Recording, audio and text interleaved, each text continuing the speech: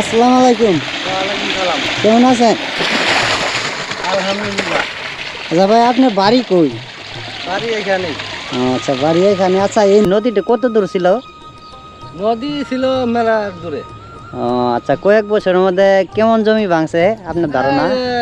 বছর দুই মধ্যে 40-50 বিঘা জমি। আল্লাহ, খুবই একটা ভয়াবহ মাঠ। তো যাই হোক, এখানে তো আপনার মোটামুটি জমি মনে হয় 2-3 বিঘা আছে নাকি? হ্যাঁ, এরকম ছিল। আচ্ছা, তাই এখন কি সব নদীর গর্ভে বিলীন হয়ে গেছে? হ্যাঁ। খুব একটা দুঃখজনক। তো এই এলাকার মানুষের কোনো উদ্যোগ নেই না এই নদী ভাঙানোর জন্য, বা এলাকার মেম্বার, চেয়ারম্যান, এমপি যারা আছে এদেরকে বলে না এই নদী যাতে ভাঙন ঠেকানোর জন্য এরকম কোনো কাজ বাজ এখানে আসে না? কই আসে না তো। কিছুদিন আগে ছিল যে বাস গাড়ি, এখন বাসও নেই, কোনো কিছুই নেই। এখন নদী যা ভাঙতেছে আর ভাঙতেছে। এই যে আমরা দেখতে পাচ্ছি এখানে এই যে নদীগুলি যে এইভাবে মাটি ঢাইলে যাইতেছে নদীর গর্ভে, একদম খাড়া কাছার আমরা দেখতে পাচ্ছি। এইভাবে যদি ভাঙে আর কয়েক বছর, তো মনে করেন দেখা যায় আর কয়েকশো বিঘা জমি এই নদীর গর্ভে চলে যাবে। হ্যাঁ, যে টাওয়ার দেখতেছেন, এই টাওয়ার মেরা দূরে আছিল জায়গা, এনে টাওয়ারের কাছাকাছি পড়ছে। হ্যাঁ, টাওয়ারটা তো কয়েক বছর আগে দিয়ে ঘুরতে আসছিলাম, দেখছিলাম প্রায় কমপক্ষে আরো প্রায় হাফ কিলো বা 1 কিলো এরকম দূরে ছিল এই টাওয়ারটা। এবার আইসা দেখি যে টাওয়ারটার একদম দেখা যাইতেছে প্রায় আর 20 হাত বাকি আছে, তাহলে তো টাওয়ারটা এই নদীতে পড়ে যাবে। বা যেভাবে হয়তো পাইলিং করে ওঠানো হয়েছে, নদীতে পড়লেও টাওয়ার পড়বে না, কিন্তু এই টাওয়ারের পিলারগুলো আর কি বাহির হয়ে থাকবে, তাই না? হ্যাঁ, মনে করেন যে এবার সিজনে আপনার ডাইলি টাওয়ারের গুড়া বাড়ায় যাবো। আচ্ছা, এখন তো এটা পল্লী বিদ্যুৎ, তাই না? হ্যাঁ। আচ্ছা, পল্লী বিদ্যুৎ কোম্পানি এখানে কোনো ব্যবস্থা নেই না যে এটা কি করা যায় এভাবে? যে আসছিল কিছুদিন, ওই যে পোহর দিল না, লোকজন কি মেন হলো দেখছিলাম আর কি। ওরা লোকজন আইছিল। আচ্ছা আচ্ছা, এইভাবে শুধু দেখা গেছে, কোনো উদ্যোগ নেই না এখনো তারা, তাই না? কোনো উদ্যোগ নেই নাই। যে এখানে দেখতে পাচ্ছি এই টাওয়ারটা সবচাইতে বড়, আবার এই যে পাশে ছোট আর একটা টাওয়ার আছে। আর এটা হলো আমাদের জামালপুর জেলা, ব্রহ্মপুত্র নদী।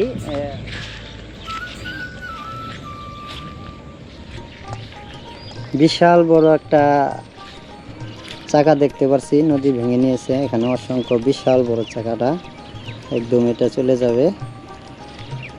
এটা হলো নদীর কাছার। এখান থেকে এই পাশে দেখতে পারতেছি পল্লী বিদ্যুতের খুঁটি দেখা যাচ্ছে, বিশাল বড় একটা খুঁটি, হয়তো 20 হাত জায়গা বাকি আছে এখান থেকে।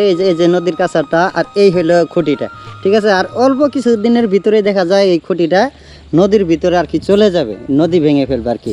কিন্তু এখনও কোনো ব্যবস্থা নেওয়া হচ্ছে না, পল্লী বিদ্যুৎ কোম্পানি থেকে কোনো ব্যবস্থা নিচ্ছে না, এবং কি সরকারি যে কোনো উদ্যোগ এখনো এখানে নিতেছে না। এভাবে নদী ভাঙলে কয়েক বছরের ভিতরে দেখা যায় কৃষকের আরও শত শত বিঘা জমি এই নদীর গর্ভে চলে যাবে। এই যে এখানে দেখতে পাচ্ছি পাট চাষ করা হয়েছে, আবার পাটগুলা এই যে নদীতে ভেঙে পড়তেছে। যে এখানে দেখা যাচ্ছে যে ফাটল ধরে গেছে, হ্যাঁ, এই যে একদম ফাটল ধরেছে, বিশাল একটা ফাটল। আর এই ফাটলটা কিন্তু হয়তো আজকের ভিতরে যে কোনো সময় নদীতে চলে যাবে। যেখানে আপনারা দেখতেই পাচ্ছেন অসংখ্য পরিমাণ মাটি ঢেলে ঢেলে কাছার ভেঙে ভেঙে নদীতে পড়ছে। এই যে পাটগুলো ভেঙে নিচ্ছে নদী। এই কৃষকদের যে এই ভয়াবহ দুর্ঘটনা বা দুর্দশা, এই যে দেখতেই পাচ্ছেন আপনারা, এই যে পাট ক্ষেত, বাংলাদেশের সোনালী আঁশ পাট, এই পাটগুলো ভেঙে যাচ্ছে নদীতে। আমি আস্তে ধীরে সামনে যাচ্ছি এবং আপনাদেরকে দেখাচ্ছি, দেখতে থাকুন। আমি একদমই নদীর কাছা দিয়ে হেঁটে চলছি। এই যে দেখুন, এই সামনে দেখা যাচ্ছে নদী, অসংখ্য পরিমাণ পাট চাষা জমি মানুষের ভেঙে নিচ্ছে এই নদী, এই ব্রহ্মপুত্র নদী।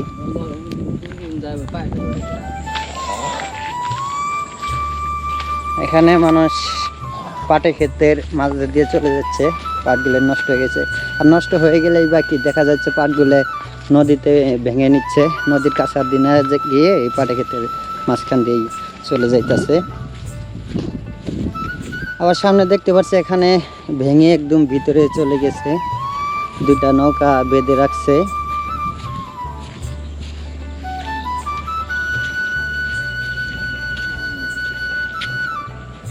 খুব সুন্দরভাবে 2টা নৌকা এখানে বেঁধে রাখছে, হয়তো বৃষ্টির পানিতে এখানে ঢেলে আসছে। যে উপরে আপনার তিল চাষ করা হয়েছে, তিলের ক্ষেত সহ নদীতে ঢেলে আসছে, হয়তো বৃষ্টির পানি নেমে।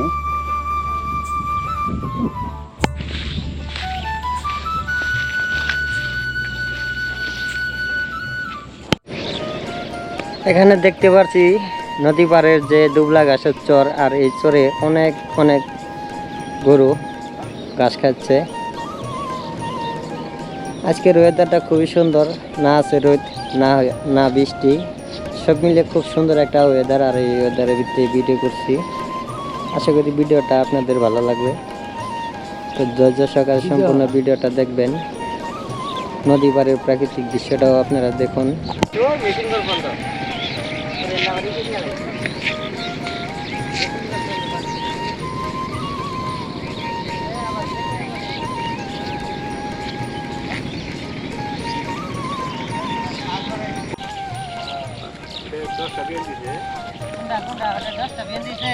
মাশাআল্লাহ।